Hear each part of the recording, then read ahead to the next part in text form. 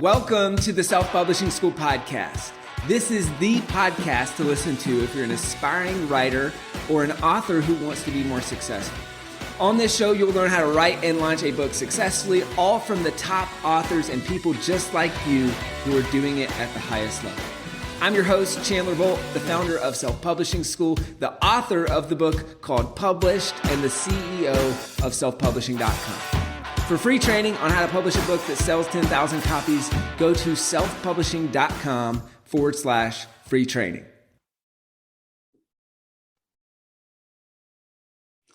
Hey, Chandler Bolt here, and joining me today is my good friend, Jeff Brown.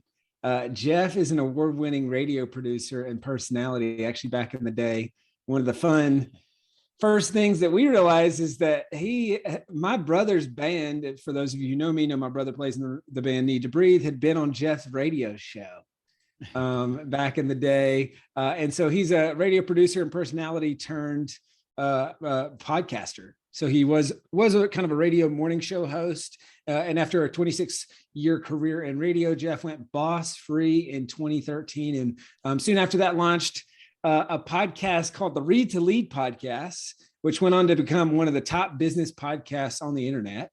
I've been on there a couple times. We've sponsored the show once or twice with Self-Publishing School. And he recently wrote and is in the middle of launching a book by the same exact title. It's a book called Read to Lead. You can see the copy in my hands here if you're watching the video version on YouTube. So what we're going to be doing today is talking about behind the scenes of this launch and of this book. All right. So Jeff, great to have you here. Thank you, Chandler. I'm excited to be here. This should be fun. Hey, the tables have turned. I've been interviewed by you a couple of times on your podcast. I'm excited to dive in and do the reverse. And I'll see, my radio voice isn't as good as your radio voice. You've got loads of personality though.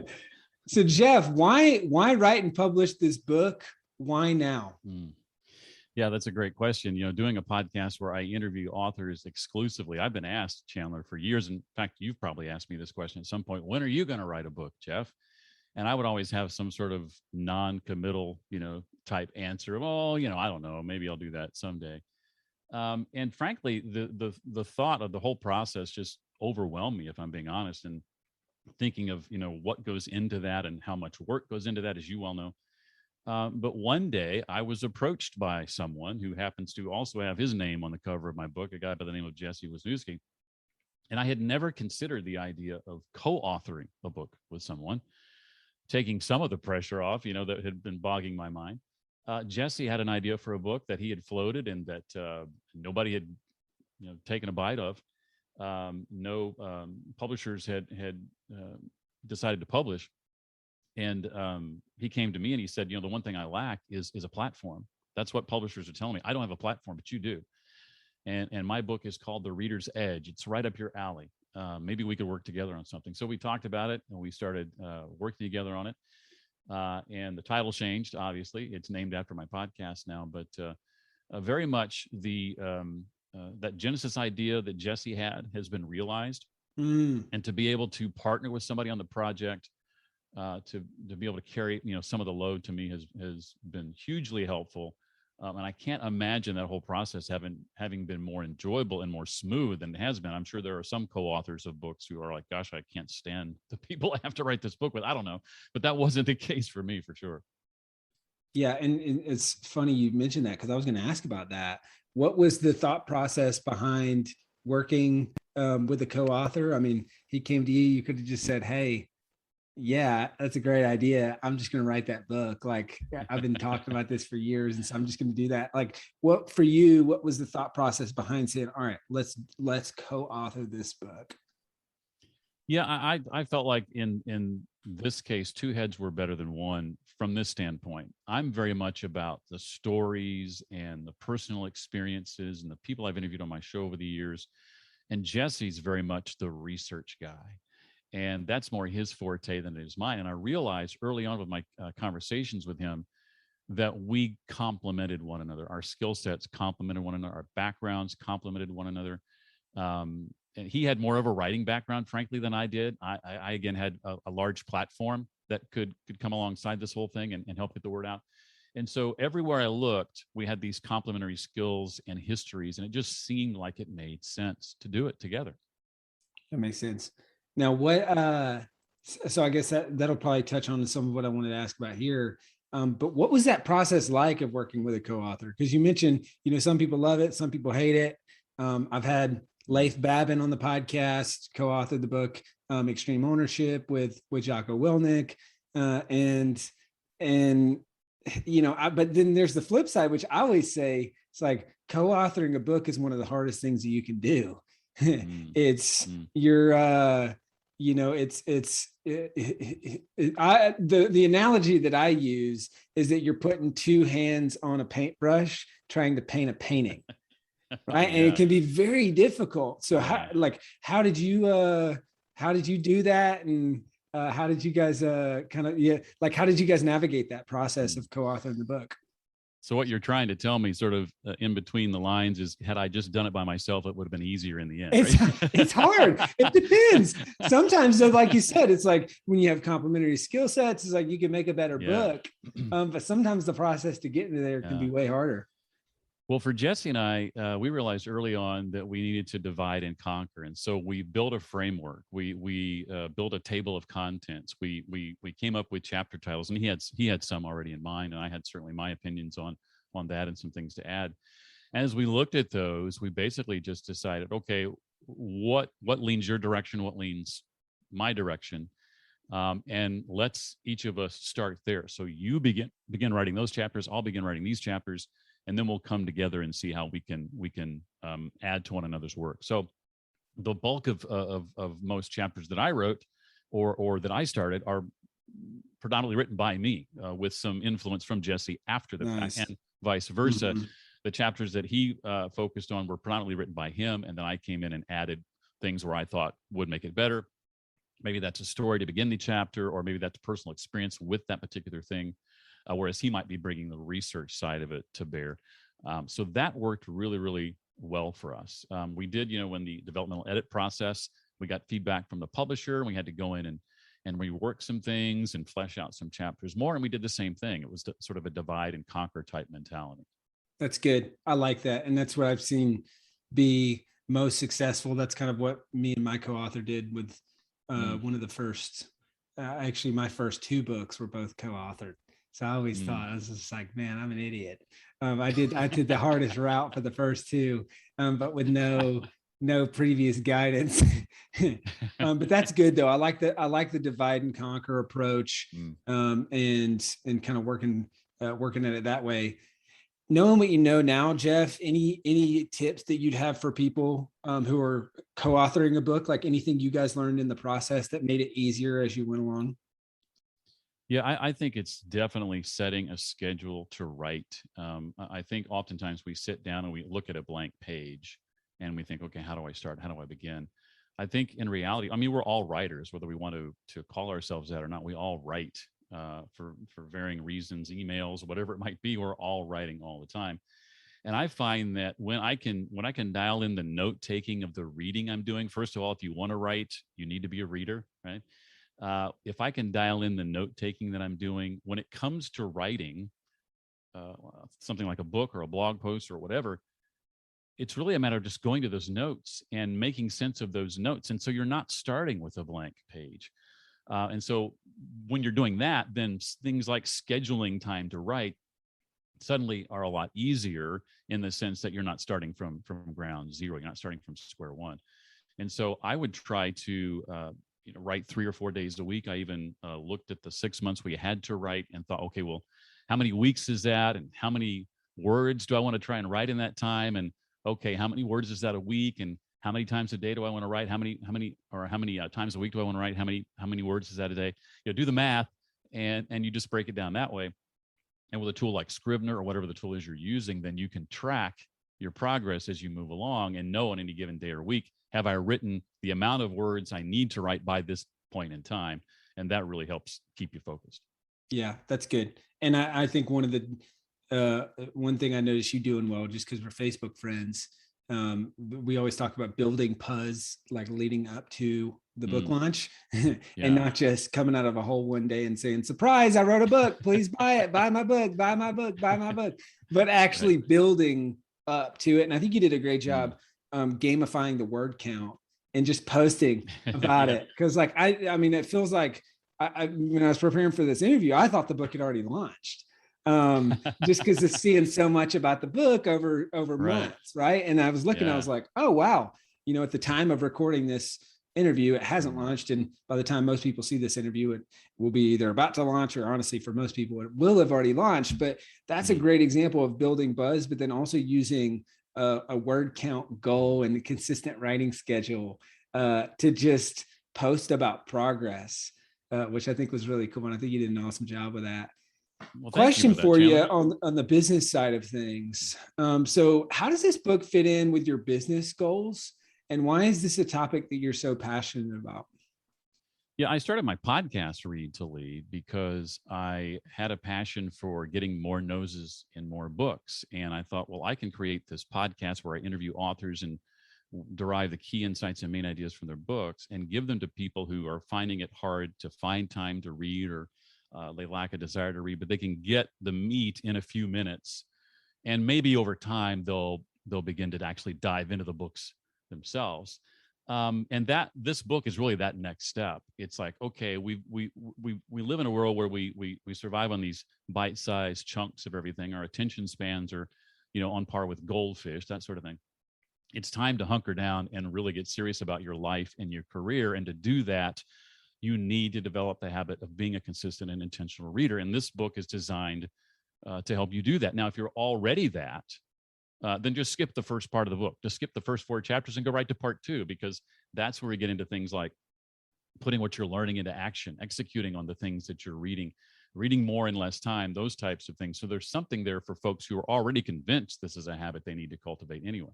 But if you're having trouble cultivating that habit, or if you're not even convinced it's a habit you need to develop, then start at the beginning. Nice. And I love that you focus on the why and the how. I was looking through the table of Mm, contents ahead of this, and I even love how practical it gets in part 3, which is reading smarter and reading faster. I mean, mm. Jeff, we are both so passionate about this topic. I have created a bunch of training around why you need a company book club, and how to Mm. read more books, how to choose which book to read next, how to absorb more from your reading, all this stuff. And I'm looking through, I'm like, man, this is great. He Because it's, stole you talk everything. about what's that? He stole everything. No, no. But I'm like, man, this is so good. Just like how practical it is, an all in one book. Mm, And because I think, one of the first things for me when I decided, I call it the college dropouts approach to learning, is I dropped out of yeah. school, but I treated it like I was still in school with the way I approached my learning. And I said, all right, a book is a $15 mentor. I want to learn through books, right? And read books. And I said, well, what's the first thing I should probably do is, well, I need to be a faster reader. Mm. As a C-level English student with ADHD, that wasn't really going too well when it came to reading. When it came to reading, but I love that chapter 9, double or triple your reading speed. So like that's something that you Mm. touch on in the book itself. I've got a couple different just trains of thought I want to ask questions Mm. on, but I guess I'll circle back to the business side of things. Like selfishly for Mm. Jeff Brown, like where do you see this fitting in with your business goals? And like, how do you see this helping you grow your business over the next 1 year, 5 year, 10 years? This Yeah, book. great question. What I've really wanted to do with these thoughts, with this book, is to take it into companies, take it into executives, take it into teams, and do workshops and corporate training. I've already got my foot in the door, knock on wood, with places like Target and Lowe's and CVS and beyond, to do just that. So that's really where my passion is to, take the podcast. Taking that to the next step was the book. The book, the next step is then to take this into companies and help them build and create reading cultures where maybe that doesn't presently exist. So as I look ahead to the next year or two, Chandler, that's really what I desire to do, is in a lot of ways some of the same things that you're talking about that you desire to do, and that's help companies take things like books and understand the power in them and what they can do with their teams when they dive into them. Nice. Well, hey, we'll help people write and publish books, and you help people read more of them.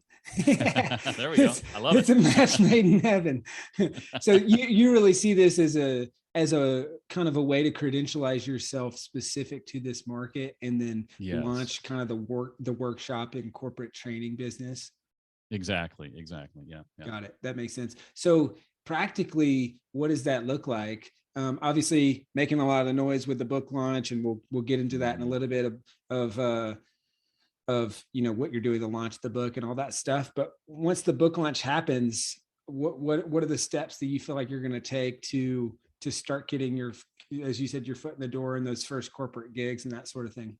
Yeah, I've already begun to have conversations with representatives for some of those companies that I mentioned, in coming in either doing virtual or in person, either half day or all day, or in some cases 2-day workshops with first executives, and getting executives on board, a smaller group of people. And then if it's a good fit, then taking that beyond them to their teams. And I'm talking predominantly companies with frontline employees. These are employees who don't have email addresses. They don't have cubicles. The CVSs, the Targets, the Lowe's of the world, the Krogers, the companies, with frontline employees who don't have that typical camaraderie you might find in an office, the regular office setting. And so I think that's where a book like this can have the most impact, and training that comes out of the book can have the most impact. And so I'm looking for opportunities like that to do those sort of daily or rather all day or half day workshops, whether virtual or in person. And then from there, the sky's the limit. I already have the idea for my next book already fleshed out, and I've already started on that. So as time allows, I'll be working on that on the side and in the margins. Nice. Hey, Chandler Bolt here. I hope you're loving this episode so far. It's time to go from inspiration to implementation. All right, so if you've learned something, we want to help you implement what you've learned with your book. So what I want you to do right now is go to selfpublishing.com/schedule, book a publishing consultation with one of the experts on my team. We'll talk about your goals for your book, your dreams, your challenges, your next steps, and we'll start putting together a plan. All right, so go to selfpublishing.com/schedule, book a call with the team. Let's see how we can help with your book. It's time to implement. And the beautiful thing about the corporate workshop model, I mean, the book is going to boost your fees for all of that, but then also the workshops help sell more books because you come in and you get paid a nice fee, especially in the corporate world, to come in and train on this stuff, and then they buy books for all of their employees or everyone in those trainings, and either the books are included, which boosts the fee, or people purchase books, which it feeds the whole thing and builds out the movement of the book, which I think is really cool.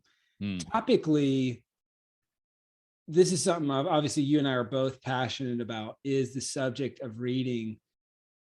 I really want I want you to speak to this, because I think a lot of times people think like, oh, I've got this idea, but I don't know if it's good enough, or I don't know if this is enough for a full book. I think some people could look at this on the surface and say, this is a book about reading. Like it's a, like, I know the punchline before I read it. And how in the world did you write a whole book about this? But then I look at the, you know what I mean? But I look at the table of contents, and I'm like, this is substantial, and it's very practical, but some people would look at it on the surface and say, oh, that's just a simple book. Like, I could easily see people not writing this book because they think it's too simple. If they felt called to write this, very similar to how Elrod's Miracle Morning. It's like, okay, morning routines, you need a morning routine. There's the book, right? How in the world did you write a whole book around that topic of morning routines? And he did, and has sold millions and millions of copies of that book. So what are your thoughts on that, and any advice kind of for people who think maybe they've got a topic that's not enough for a full-length book? Yeah, and I was very much in that camp. I thought that for years, and when people asked me, when I was going to write a book, I would think thoughts like you just described, like, oh, I don't think I have enough for a book. And it was people like Jesse who maybe take a second look at that and go, no, wait a second. There's a lot here when you break it down, when you really flesh it out. And I've done this exercise before. You probably have too, of getting out a stack of Post-it notes Oh yeah. and writing a title, and then just start writing note after note after note after note of everything that comes to my mind related to that thing. And then when I'm done, I've got this plethora of Post-it notes, and then I just start matching the ones together that seem to connect, and suddenly I've got chapters, and then within those chapters I've got headings and subheadings. And so for me, that exercise, as simple as it sounds, was crucial for coming to the realization that there's a lot more here than I've really given thought to. And another thing too, that I would say about that, Chandler, and I know you appreciate this, is the things that come easy to us are oftentimes magic to other people. And so just because something seems overly simple to you, whether it's my book or whether it's Hal's book or any other book, to the public at large, that's often not the case. They read what you've written, and something you think is just like common sense, somebody reads it and goes, oh my gosh, that's fantastic. That's amazing. So don't discount things that you think are super simple or common sense even. That's great. That's great, Jeff. Great feedback. Let's switch gears a little bit to the launch, or actually, no, before that, how'd you get the book deal, and how did you decide to work with Baker Books? Yeah, great question. Jesse had already been signed with a literary agent, a guy named DJ Snell, and I can't remember the name of his agency now. That's not important, but he's in Florida. I'm in Tennessee.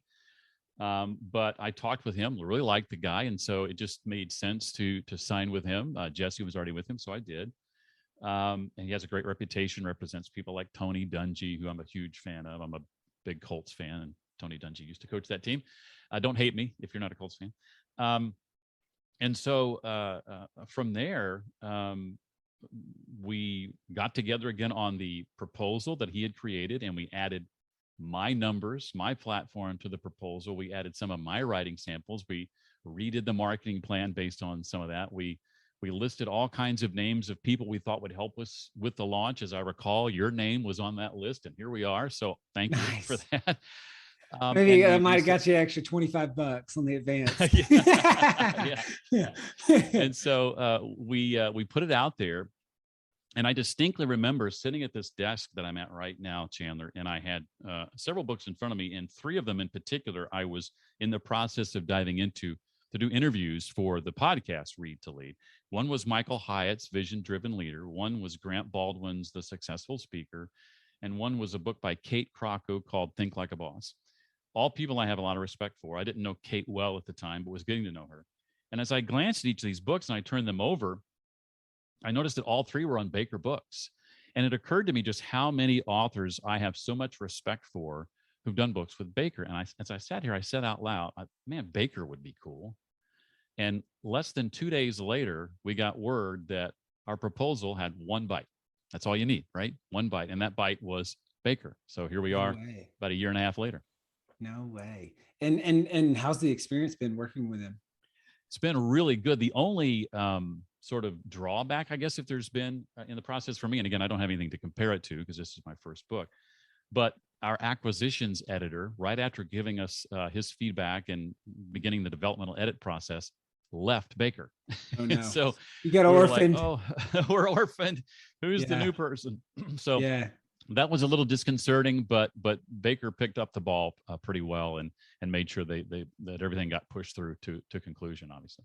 Nice. Okay, cool. And did you ever think about self-publishing? Was it, hey, we'd love to really just go with the traditional publishing house? What was your thought process on the why behind that? Yeah, Jesse, when he came to me, he really had a desire to be traditionally published, and I certainly respect that. I think had we not gotten any bites, we probably would have self-published and done it anyway. There are, there's pros and cons to both. I think maybe more on one side than the other. I'm not sure. But one thing I knew for certain is that when last year started, and this was right around the time we were negotiating the deal, was when COVID was hitting. This is late February, early March when this process started, and we got word that Baker might be interested. Well, at the beginning of that year, I had decided to let go of a couple of income streams on my business to make room for more public speaking and more in-person workshops. And 8 weeks later, COVID hits, and suddenly the thing I'd planned on doing all year long was not going to be a part of the plan, at least for the most part. And I'd already let go of other streams of income to make room for doing this thing more. And so a traditional book deal, when you get one, comes oftentimes with an advance. And so last year for me, based on all that had just happened, that advance was really helpful, financially, because of all that other stuff that was going on in the background. So that wouldn't have been there, obviously, with a self-published book. So that turned out to be a huge, blessing in disguise in hindsight. Nice. And seems like you guys moved pretty quickly through the process. If you signed the book deal in February, March, April, that kind of time range, and it's of 2020, and it's coming out at the end of August 2021. I mean, a year and a half. That's pretty quick for a traditional publisher. So it seems like that process has moved relatively quickly. I'm sure it hasn't felt like it moved that quick, but as far as timelines in the publishing world goes, that's pretty solid. Let's switch gears on the launch side of things. If you had to sum up the overall kind of launch strategy behind the book, how would you describe it, and what are the kind of 2 to 3 areas that you're focusing to sell books? Yeah, it's not an uncommon strategy. It's the create as many bonuses as you can type strategy, and value them sincerely as highly as you can. And that's what we've done here. We've got pre-order bonuses, so everybody who pre-orders and gets the book right now for 40% off. If you're getting it before August 31st, Baker's offering a 40% off deal. So that's one perk, obviously, for pre-ordering it. But then also the $500 in bonuses, which includes a mini course, the audio book, a bonus chapter, and some other digital assets to go along with that. So that's been the predominant strategy thus far. Of course, I've been talking about it on my podcast that I've built an audience around for the last 8 years, and been talking about it on my podcast for quite some time. In fact, I even last year, in anticipation of this, I stopped taking advertisers on my podcast so that I could, in my own mind, earn the right to talk about my book ad nauseum when the time came. Oh, interesting. Interesting. So that was purposeful on my part, and I'll be a guest on my own show here in the not too distant future with a friend of mine doing that interview. And I've done, of course, dozens already podcast interviews, and we'll continue that process once the book launches, as well as TV and radio. I've got that radio background. I've got a lot of connections there, and so I'm taking advantage of that. And the interesting thing to me, and I would say this for anybody who wants to write a book, is you really have to think about this far in advance, in the sense that I feel like for 8 years, and I didn't, again, when I started my podcast, I didn't know I was going to do a book, but for 8 years, as Gary Vaynerchuk calls it, I've been jabbing for 8 years, right? And now it's time for a right hook from Jeff. Jeff's now going to ask you for something for the first time in 8 years. And so what I have found that is, because I've been jabbing for so long, that more people than I realized are coming to the plate and saying, I'll be more than happy to help you out. I'll be more than happy to interview you on my podcast. I'll be more than happy to tell my audience or my listeners or my email list about the book. I'll be more than happy to pre-order a copy, whatever it might be, or I'll be more than happy to endorse your book, Seth Godin. It's like, oh, wow, awesome. Yes. Let's do that. So that's been really cool to see, after having given for so long, I think, for the most part, to now be asking for something and see people come out of the woodwork ready to help and want to see this succeed. Yeah. Well, I mean, you've been building that goodwill Rolodex of people that you've had on your podcast for, gosh, years and years and years. So that's cool to see. So it sounds like, so you said you got a bunch of bonuses. There's 40% off when you pre-order the book, doing a bunch of podcast interviews, tapping some of kind of your radio contacts, and that being kind of a lot of the launch strategy for the book itself. You keyed on endorsements. Any tips for getting endorsements, or things that you've learned from going through that process that would be helpful for other authors? Yeah, one thing I wish I had done that I did not do is ask for more of them. the publisher in the early going said, "Hey, it's endorsement time. We're going to need about six to eight." And that was, oh, that's not many. I can do that. So I asked 10 people. I overshot ever so slightly. I wished, because they came relatively easily, I'll say, I wished I'd asked 30 people. Why stop it? I mean, I think that the publisher was just trying to not overwhelm us, and I didn't realize that at the time. I'm like, oh, well, that's the goal to shoot for. I'll go just beyond that. I should have gone way beyond that, and I still will collect some along the way. But there's only those 9 out of the 10 that we asked that are actually in the book. There could have been so many more. And the one person who said no only said no because they're working on their own book and have deadlines they're up against and don't have time to read somebody else's book, and that's fine. But everybody else we asked said yes. So, but again, I'm talking about folks I have built relationships with over a pretty good long period of time, at least a year. And I found too that as I was in the case of my podcast, as I was interviewing some of these folks and thinking about, well, Stephen M.R. Covey, that'd be nice to have an endorsement from him. I would find a way during the course of our conversation to drop a hint that I've got a book coming out. And invariably they would ask, well, what's the title of the book? And when I would say that, they would almost offer to endorse it just having heard the title. They're like, wow, I'm behind that 100%. So obviously they needed to see it first and sign off on it and all that. But they got excited just hearing the title. Mark Miller, the vice president of leadership development at Chick-fil-A, was one of those people who went, man, let me see that when it comes out. So plant those seeds early. I was making these requests last year, long before the publisher said, "Hey, we're going to need." I knew that would be a need eventually, so I planted those seeds early, not just when they asked me to go get them. Great. So reach out sooner than you think that you need to. What about why do you think your response rate was so high, and any tips that you'd share from that for people looking to get endorsements? And how are you using the endorsements to help sell more books?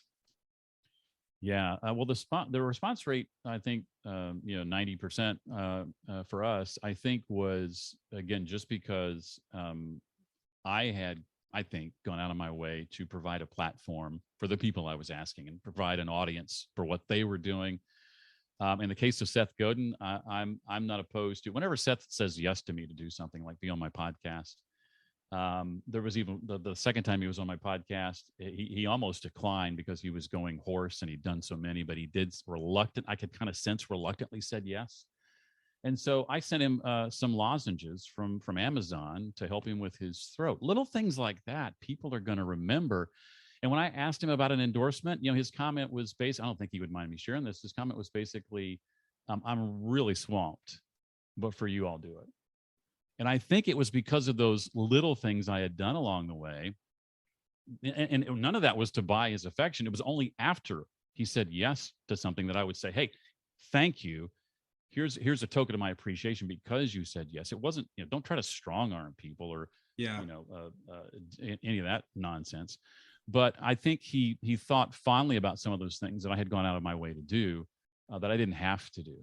And so those little things, I think, will go a long way when it comes time to seek that. As far as how we're leveraging them, I've seen our publicist at Baker use references to who's endorsed the book in her email subject line to people she's seeking interviews with. And I thought that was brilliant. I thought that gets your attention right away. Book endorsed by yada, yada, yada. And I complimented her on that because I thought that was such a great technique. That's smart. That's just one way. That's smart. That makes a lot of sense. Hey, we're in the home stretch here. I'm going to rapid fire a few final questions for you. Sure. What's been the 2 or 3 things that you've noticed that have moved the most books so far while you're in the pre-order kind of phase? The thing that has moved the most books so far. You hinted at this earlier, and I think it's hard for us. I have to remind myself of this, but whenever we're involved and so close to something like this, we can quickly feel like we're talking about it too much. Trust me when I say that's not possible. People aren't thinking about you as often as you think they are, as often as you'd like to think they are. When I was in the radio business, I'd get sick of a song after about 4 weeks of playing it because I'd heard it so darn many times. The average listener has heard it an nth of amount of times you've heard it, right? And it's the same here. I have, and you alluded to this, I have constantly finding new and different and unique ways, excuses to talk about the book. You thought it was already out yet. I'm treating it as if it is, because as far as I'm concerned, we're in that pre-order phase, and we want people to buy it. We want to line up those buyers, right?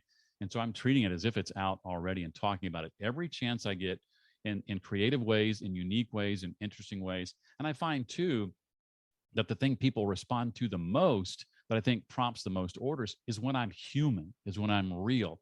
I published a post on LinkedIn and Facebook and elsewhere, of a picture of my mom with the advanced review copy in her hands. That was such a special moment for me to see her holding that. And I just talked about in my post about how special that was. My dad's no longer here, so I didn't get that chance with my dad. I missed that opportunity, and I regret that I waited so long. Think about the things you want to accomplish, and not putting them off for the people who might not be there to enjoy them with you later. And so to see my mom holding that in her hand, and be able to tell that story of what that felt like, and then be able to go around the room of the other people in there. Somebody said, "Oh, I wonder if I'm in here," and I was like, "Well, actually, you all are." And to pull out the acknowledgments and start reading from that and sharing with people how that impacted me, and the process of making this happen, was just so cool. And when I share stuff like that, people respond in droves. Just be human, just be you. That's great. Hey Jeff, what's kind of the longer term sales plan? What's the plan for selling the book beyond the launch? Yeah, it'll be continued interviews first and foremost. I don't plan to let up on those anytime soon. And again, I'll be preaching the gospel of reading for as long as I've got breath in my lungs, and certainly via my podcast, we'll continue to let people know about it. I plan to do now. I don't know that I can say we're in a post-COVID world necessarily, but public speaking is definitely going to be ramping up this year and beyond, although that wasn't able to happen last year. I just love being in front of people. I love seeing faces. I love talking to people about this subject. I love training on these topics. And so any opportunity I get to do that over the coming years, months and years, I'm going to take advantage of those opportunities. And any chance I have to do interviews like this one, definitely going to be doing that as well. Awesome. Jeff, knowing what you know now, what would be your advice for the Jeff from a couple years ago before writing this book? And I guess specifically the other Jeffs out there that are podcasters thinking about writing and publishing a book. What would be your advice to those folks, knowing what you know now? Yeah, as we grow up, we have well-meaning people in our lives, and I don't mean to discount this advice, because it often comes from parents or teachers that impacted us, or well-meaning coaches. But the advice is often something along the lines, Chandler, of, if you just believe in yourself enough, you can do X, Y, Z. And that's not bad advice necessarily, but I believe the doing has to come first. That oftentimes, and this was the case for me, and it took me a long time to realize it, that I need to start taking action and trust that my confidence and my belief in myself will eventually catch up, right? Seth Godin said it this way: we don't take action because we believe. We believe because we take action. Do first, believe second. And ever since I've followed sort of that mantra and that way of thinking, I find that my life is a lot more exciting. I find that I'm outside my comfort zone more often, which makes life more exciting and less boring. That's a good place to be. And so that would be my advice, is to not think you have to be a certain way, or start before you're ready. I think it was Reid Hoffman at LinkedIn who said, if you launch something and 6 months later you're not embarrassed by it, you waited too long. So keep that in mind. Yes, that's great advice. Jeff, this has been awesome. Thank you for doing this. Where can people go to pre-order the book, purchase the book, support the launch, all that good stuff? Yeah, thank you for asking that. It's readtoleadbook.com. If you want to just kick the tires, if you're not certain about this Jeff guy and what he has to offer, you can download the introduction, the first chapter, for free if you like. If you're listening to this before August 31st by chance, you can get that 40% discount and the bonuses. If this is after August 31st, those are gone. But again, you can download the intro in that first chapter if you want to check it out first and sort of kick the tires. But I think you're going to like it. Awesome. Guys, grab the book. This is a topic that people need to know about and that needs to get out there. So even if you're thinking the book isn't for me, buy a copy for someone you know who needs more reading in their life, which if you're thinking you don't know someone that needs more reading in your life, either you know no one or you need to think harder. Because I know about 30 people in my life that need this book. All right. So readtoleadbook.com, grab a copy for yourself or for someone who you know. And as Jeff said, writers are readers. And so whether you're listening to this podcast or watching this on YouTube as an author or as an aspiring author, one of the best ways to write better is to read. And when we encourage more people to read, that means more people buying books, which supports you as an author. And also just, the whole ecosystem of learning. You hear me talk about this all the time, is books change lives. They change the lives of readers. They change the lives of authors. And so we've all had our lives changed by reading a book. And when you write and publish a book, the book changes your life in the process of that. So check out this book, grab a copy, readtoleadbook.com. Jeff, thank you so much. Thanks for having me, Chandler. I really appreciate it. All right, boom. How else can we support the launch? Well, gosh, what else could I possibly ask of you that you haven't already done? Gosh, I don't know. Email your list. I don't know. Yeah, that's a bit of an ask, but yeah, I think everything you've done has just been tremendous. I really appreciate it. Cool. Well, man, let us know how we can support further. We'll put this podcast out in just a little bit, and hopefully drum up some pre-orders. I appreciate that. Hey, do you mind me snapping a photo of you holding the book up there on camera? Yeah. Awesome. Thank you, sir. Boom. Appreciate that. I'll share that on social too. And then Katie, so if you'll make sure we turn off the recording, and then we'll just want to edit and cut off the back piece once we pull this for. Thank you so much for watching or listening to this episode of the Self-Publishing School podcast. I know there's so many places that you can be spending your time. There's other podcasts that you could be listening to, YouTube channels that you could be watching. So thank you so much. It means the world. Now, I want you to do 3 things right now if you found this episode helpful. All right, number 1, I don't know if you know this, but we've got a YouTube channel. It's a companion channel to this podcast. All the video versions of the episode are on the YouTube channel. So number 1, subscribe to the YouTube channel. Number 2, if you're listening to this podcast wherever, whether this is Spotify, Apple Podcasts, number 2, I want you to subscribe to this podcast right now so you don't miss a future episode. And then number 3, this is probably the most important, leave a review on the podcast. All right, reviews are super important and help this podcast get discovered by other people. So number 3, leave a review on the podcast. Thank you so much. I'll see you in the next episode. If you're on the fence about scheduling a publishing consultation call with my team, maybe you're not quite ready for that, I've got some free training that I think will be really helpful for you. All right, all you have to do is go to register to sign up. Go to selfpublishing.com/free training. When you do, you're also going to get a free digital copy of my new book, Published. And on that training, you're going to learn the next steps, so how to implement with your book. So how to write, how to publish, how to launch successfully. So go to register right now at selfpublishing.com/free training. I'll see you there.